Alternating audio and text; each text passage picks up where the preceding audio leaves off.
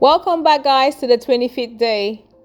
The 25th day, sixth means of relieving the souls in purgatory, the way of the cross. First point, it is the way to heaven for the living. Second point, it is the way to heaven for the dead. First point, consider that this devotion, so venerable on account of the holiness of its origin, so great on account of the recollections it awakens, and so precious on account of the advantages it procures, is the most efficacious means for conquering our passions and the most certain path for reaching speedily the summit of perfection.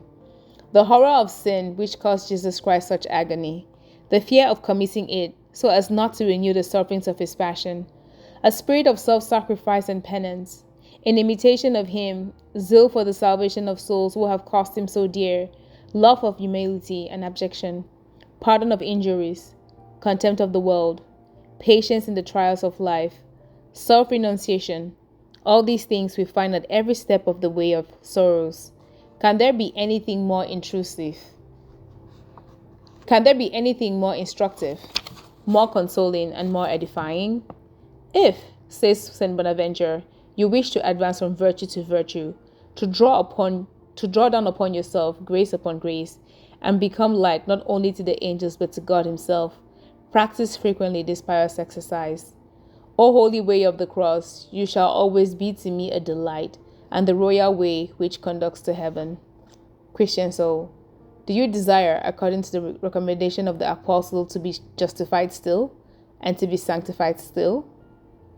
No shorter or more sure method can be pointed out to advance in virtue and be made comfortable to the image of his Son, Romans 8, verse 29, than to study thus the divine example which is shown to us on the way to Calvary.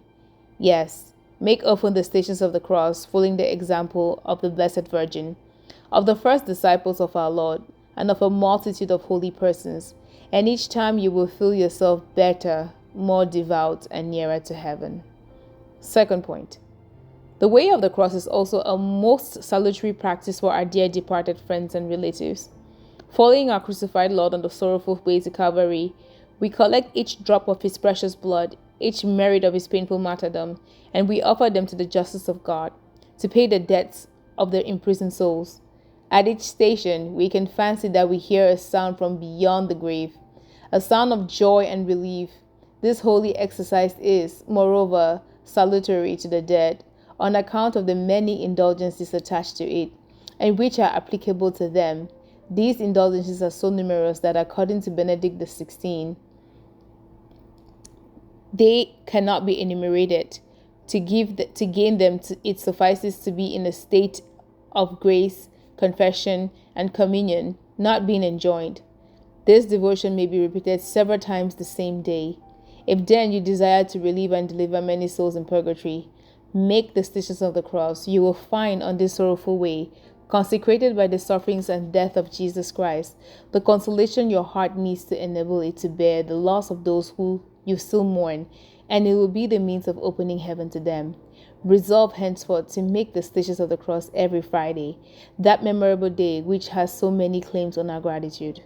Example: St. Mary Magdalene of Pazzi, animated by feelings of great charity and affection, attended the deathbed of a sister of her order, who during life had been greatly esteemed by the community. The religious hastened not only to recite the divine office for her, but they also offered all the indulgences they were able to gain in the course of the day.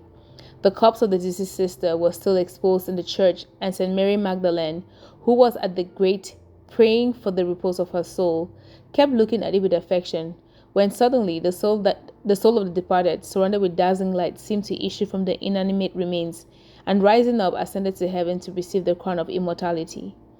At the same time, our Lord appeared to the saint and told her that the reason this soul had been so speedily delivered from purgatory was through the efficacy of the indulgences which had been offered for her.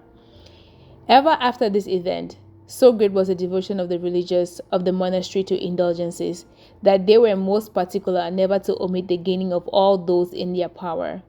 Let us imitate their example and never let an opportunity pass of gaining indulgences for the poor souls in purgatory, especially those of the stations of the cross. By practicing this devotion, the same indulgences can be gained as are granted to those who visit the sacred places of Jerusalem. Prayer. O Mary, Mother of Sorrows, thou who didst so often meditate on the mystery of the passion of thy divine Son, thou who were the first to visit those places consecrated by his sufferings, teach us to meditate and practice, like thee, this holy and salutary devotion. Grant that by it we may find the grace of conversion for sinners, of perseverance for the just, and consolation for the souls in purgatory. Sweet Jesus, give to these blessed souls eternal rest. Requiescat in pace. And this is the end of day 25. Thank you guys for listening, and I will see you guys in the next video. Thank you and God bless.